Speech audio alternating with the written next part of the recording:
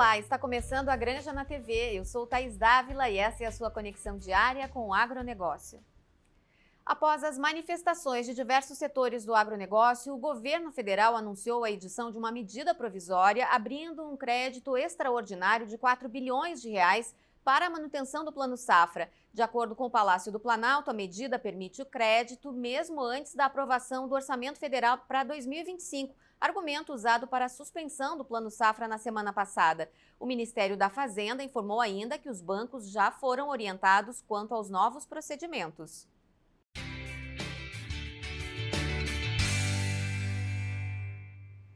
Os desafios enfrentados na gestão dos municípios, como as mudanças climáticas, foram debatidos ao longo de 3 dias na Assembleia de Verão da FAMURS, em Xangri-Lá. Vamos conversar com o presidente da FAMURS e ex-prefeito de Barra do Rio Azul, Marcelo Arruda, para entender o que foi discutido sobre a estiagem e as dificuldades dos produtores gaúchos dos municípios. Tudo bem, prefeito? Opa, prefeito não. Tudo bem, presidente? Olá, Thaís. Olá a todos os espectadores do programa Granja. Uma alegria poder participar da programação e falar dos nossos desafios, mas oportunidades para o agronegócio nos municípios gaúchos. Eu estava acompanhando aí um pouco da pauta que foi discutida dentro da Assembleia da FAMURS de Verão, realizada na semana passada, e a gente vê que são muitos temas aí que são desafiadores para os prefeitos, mas as mudanças climáticas e tudo isso que o produtor gaúcho enfrenta aí, que tudo começa no município, né, vem trazendo preocupação. O que foi discutido nesse sentido, prefeito? Mais uma vez, o Rio Grande do Sul vem vivendo, né, Thaís, um momento difícil da escassez hídrica, né? Vivemos 3 anos de seca, 2 anos de enxurrada e novamente a estiagem batendo na nossa porta. Já são 173 municípios que manifestaram a situação de decreto, situação de emergência, né, pela falta de chuva, de estiagem nos municípios. Isso é quase, já estamos próximo a 50% do nosso estado.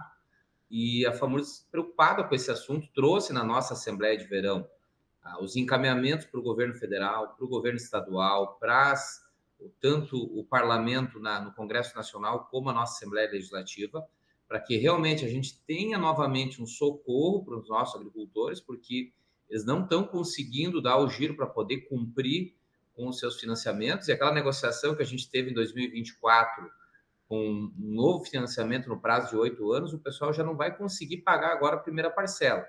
Então, a FAMURS, junto com toda a Assembleia, que teve 1.500 participantes, foi a maior da nossa história, a gente encaminhou uma manifestação de apoio ao projeto de lei que está tramitando lá no Congresso Nacional para uma nova securitização. A última que teve foi lá no governo Fernando Henrique. E a securitização seria o quê? 3 anos de carência para os agricultores terem tempo de se reorganizar e um prazo de 10 a 15 anos para poder pagar essa dívida, esses financiamentos que eles têm. Porque ninguém quer perdão dos financiamentos, Thaís. O pessoal precisa de prazo para poder pagar, porque realmente foi uma sequência. Podemos dizer que são 6 anos sem condições de produzir e gerar a renda necessária para cumprir com as suas obrigações. E essa moção de apoio é importante, né, presidente, porque a gente vê aí em campanha os parlamentares, o senador Reis, que liderou aí a apresentação desse projeto, o pessoal em campanha para obter cada vez mais apoio e assinaturas aí de propostas para que o projeto seja votado e dentro de condições que sejam favoráveis aos produtores, né?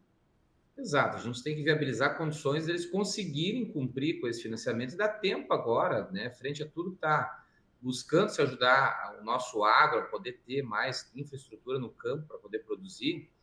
E nessa situação, além dos encaminhamentos para o socorro, Thaís, a gente tem defendido que nós temos que nos preparar. E o nos preparar é o quê? Aproveitar esse grande programa do governo do estado, onde tem 300 milhões de reais para irrigação, onde o governo do estado ajuda com até 20% do valor que o agricultor ou a agricultora gasta na compra de equipamentos, limitado a R$ 100.000 por CPF. E na Assembleia de Verão, a gente motivou os nossos prefeitos e prefeitas a criarem programas municipais. O que seriam esses programas municipais? De horas máquinas para a abertura das valas, para a construção dos açudes, microaçudes, e também de assistência técnica em parceria com a nossa Emater, para a gente poder pegar o nosso agricultor pela mão, ir conhecer projetos que estão funcionando nos municípios, que nada melhor que ver os bons exemplos, conversar com aquele agricultor que implementou, para o nosso agricultor ter a segurança. Eu fazia muito isso lá em Barra do Rio Azul, né? Quem está acompanhando vai dizer, onde que é Barra do Iguaçu? Barra do Iguaçu é pertinho de Erechim, 37 quilômetros. Nós somos uma cidade essencialmente agrícola, 95% da nossa economia vem do agro. Mas sendo uma pequena cidade, a gente conseguiu, com inúmeros programas municipais, Thaís, transformar a nossa cidade e ela se tornou referência no agro. É a 25ª maior produtora de suínos, é uma das maiores produtoras de aves do norte do estado, a 6ª maior produtora de leite, uma das maiores produtoras de citros e pêssego e também do gado de corte. Então, não importa o tamanho da cidade, eu tenho dito muito. Sim. É importante que cada cidade, que cada gestor crie as condições dentro da vocação do seu município para poder ajudar o agricultor, para poder ajudar o empreendedor, para ele automatizar a sua propriedade e ter segurança. A irrigação traz esse movimento que a gente precisa ter para o agricultor poder plantar, saber que vai colher, para poder saber que vai ter o recurso necessário para cumprir com as suas obrigações e principalmente para ele continuar morando onde ele é feliz, que é no meio rural. Hoje a gente tem defendido muito que os jovens, as nossas famílias continuem no campo.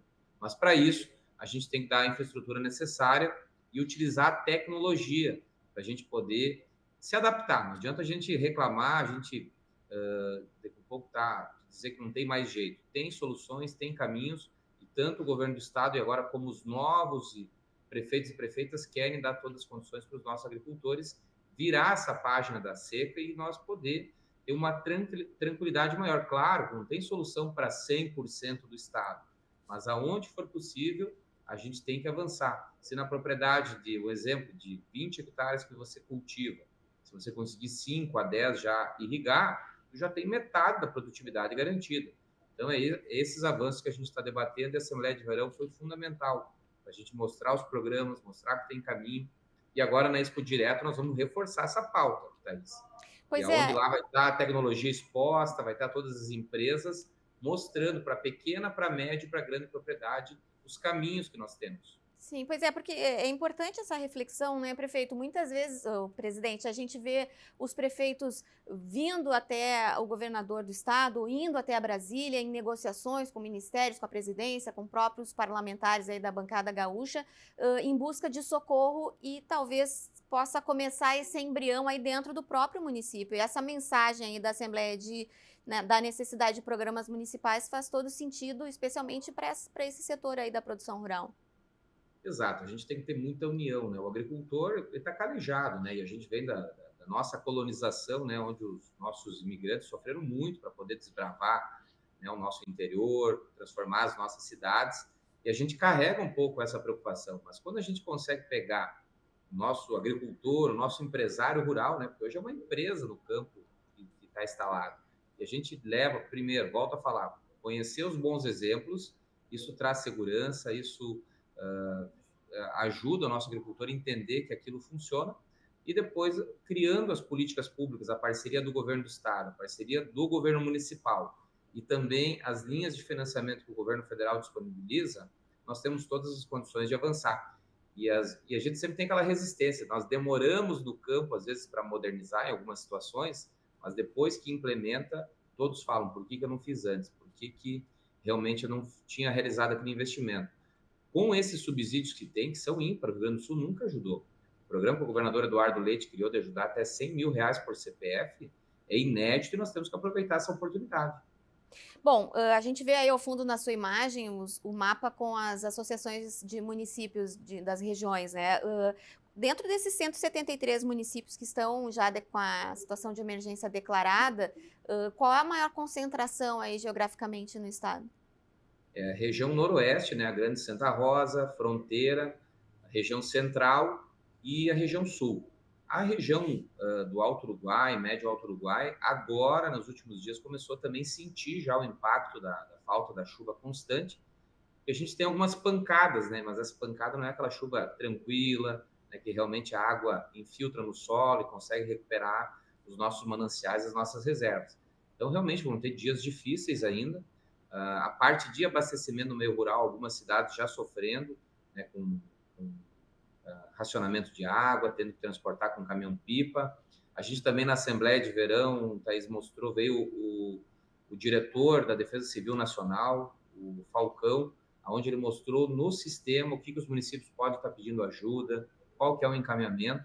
tanto no governo federal como no governo do estado também teve presente, mostrando o que a Defesa Civil pode ajudar. Então, agora, mais uma vez, de mãos dadas com todos os nossos municípios, com os nossos homens e mulheres do campo, mas volto a falar, nós temos que trabalhar forte agora nesse primeiro semestre aqui para a gente botar a funcionar esse sistema de irrigação. Tem muitas alternativas, barateou o sistema e, claro, algumas regiões nós vamos ter que ver também o tema ambiental, onde junto com a FEPAM, junto com a Secretaria do Meio Ambiente, em algumas regiões do estado, onde tem algumas restrições da Mata Atlântica, como é que a gente pode fazer as barragens e açudes em áreas de APP, esse avanço que a gente precisa ter da legislação, claro, sempre procurando preservar, mas muitos falam que quando você constrói um grande açude ou uma grande represa de água ao redor, você tem que fazer toda uma recuperação da mata ciliar, vai ter toda uma preservação.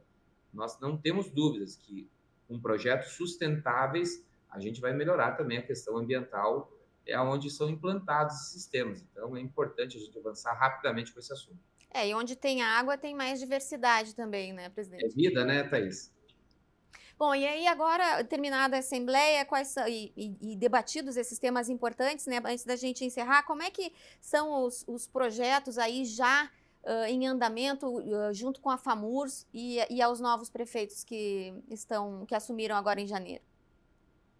A gente está aproveitando, é um momento ímpar, volto a falar, são 311 novos prefeitos e prefeitas que assumiram um novo mandato, 186 que foram reeleitos, e a FAMURS, que é a federação que representa as 497 cidades, tem trabalhado união, solidariedade e parceria, né, buscando bons exemplos, troca de experiências, administrações que realmente, a gente também falou de desenvolvimento econômico, isso envolve o campo também. Sim. A gente está passando a mensagem para os nossos gestores que a prefeitura, e a gente cobra do governo do estado, do governo federal, que não atrapalhe quem quer empreender. A nível municipal, nós temos que ser rápido nas emissões das licenças, seja ambiental, seja de alvarás, seja de aprovação de projetos, para realmente poder ajudar aquela pessoa que quer investir no campo e também na cidade, para realmente a gente poder ser colaborativo, né, para que as coisas aconteçam. Então, esse tema também foi debatido. E agora, no decorrer do nosso mandato, que vai até junho, Thaís, a gente vai estar debatendo, então, tanto nas próximas feiras que a gente tem na Expo Direto, lá em Namitoque, tem da FUBRA, vamos ter outros eventos aqui também na nossa FAMURS. Nós temos como meta que todos os municípios do Rio Grande do Sul façam adesão ao SUSAF. O que é o SUSAF, para quem está acompanhando o programa Granja? É o sistema que permite às agroindústrias poder comercializar os seus produtos em todo o estado do Rio Grande do Sul, participar de feiras, vender entre cidades. E quando a agroindústria, a nossa família, consegue ter essa certificação, ela consegue ter um aumento de venda dos produtos, consegue ter um aumento de receitas, e é muito importante. Então, nós vamos estar orientando todas as cidades do Rio Grande do Sul para que as 497 possam aderir ao SUSAF. A Secretaria da Agricultura tem trabalhado em conjunto com a FAMURS e é um compromisso que a gente tem, a gente poder permitir que todos os nossos agricultores que têm agroindústria possam comercializar e possam participar de todas as feiras do nosso estado. Tema importantíssimo, queremos voltar a falar sobre esse tema. Presidente da FAMURS, Marcelo Arruda, obrigada pela participação. Obrigado, Thaís, e contem com a nossa federação na luta e na defesa do municipalismo. Muito obrigada. A Granja na TV faz um rápido intervalo, em seguidinho a gente volta com outras informações. Até já.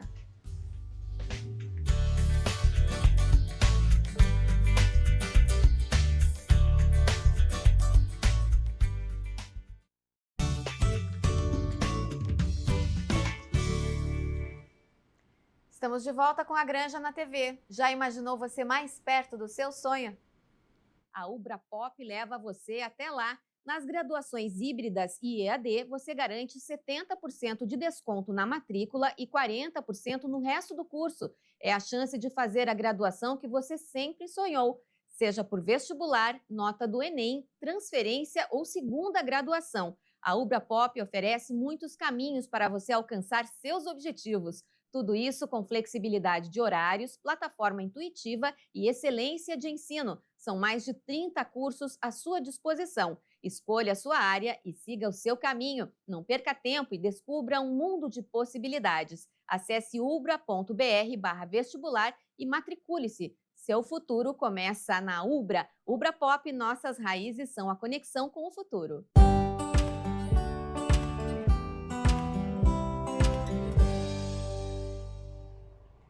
Segunda-feira é dia de acompanharmos as movimentações do mercado de grãos e da economia com Gabriel Souza, analista da plataforma Grão Direto.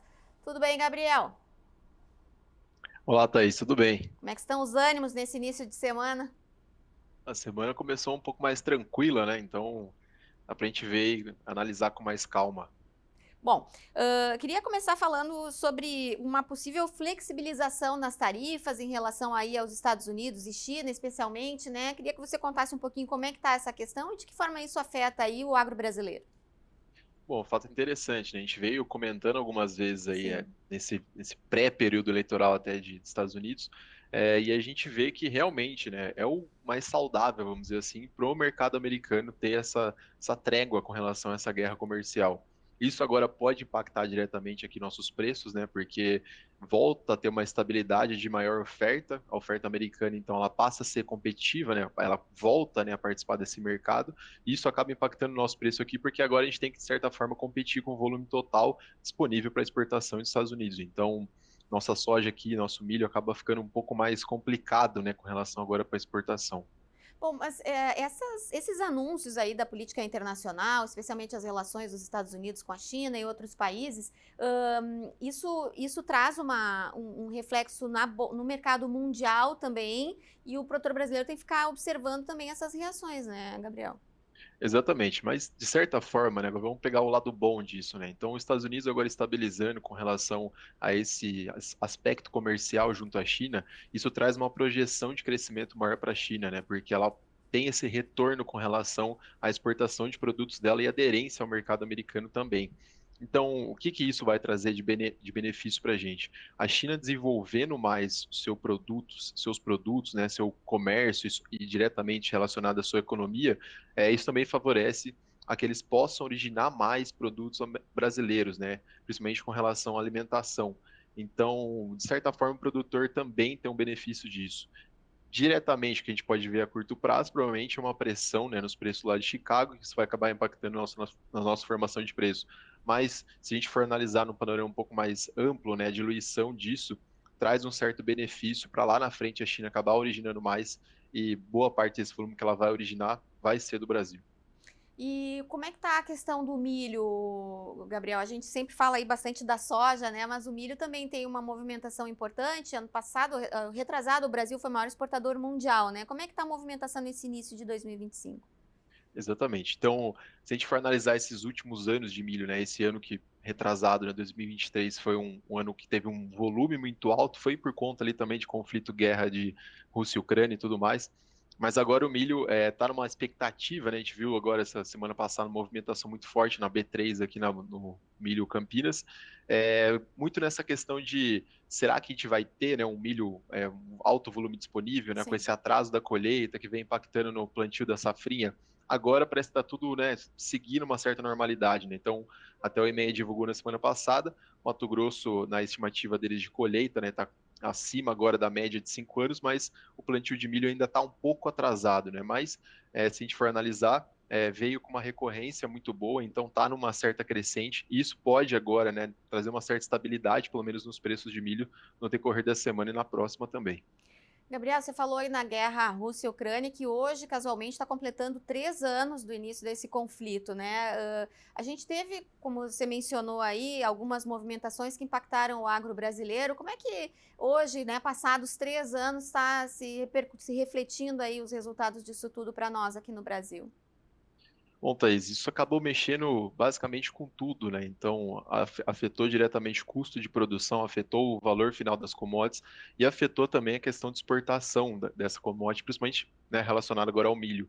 Se a gente for analisar, né, logo no começo do conflito, houve aquela época, né, que os produtores acabaram até antecipando algumas compras de fertilizante e, né, tiveram ali uma certa contramargem, né, com relação ao gap que teve, né, a crescente que teve ali do fertilizante naquela época.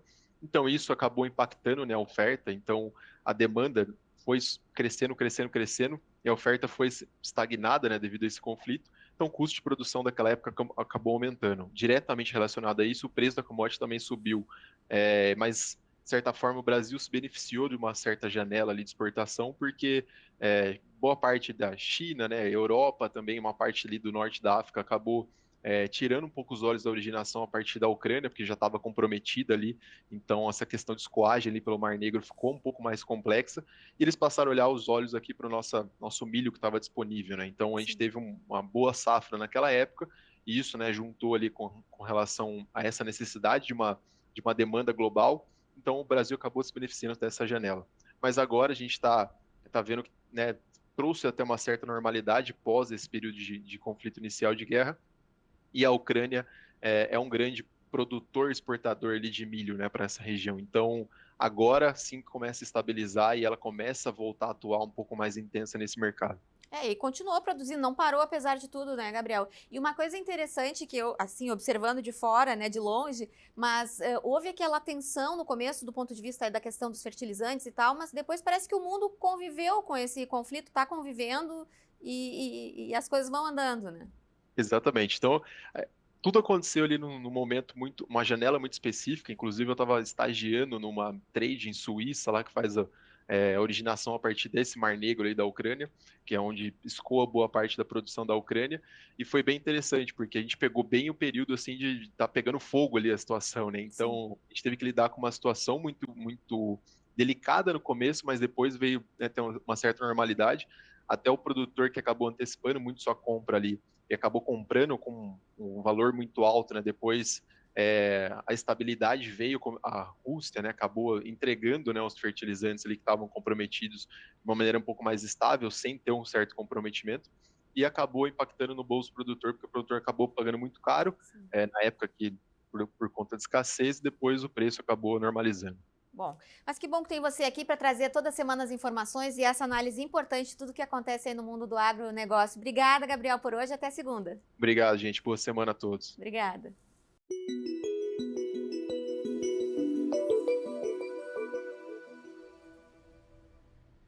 E vamos saber como vai ficar o tempo para a produção nos próximos dias com o meteorologista e diretor da Ignitia Weather para a América Latina, João Castro.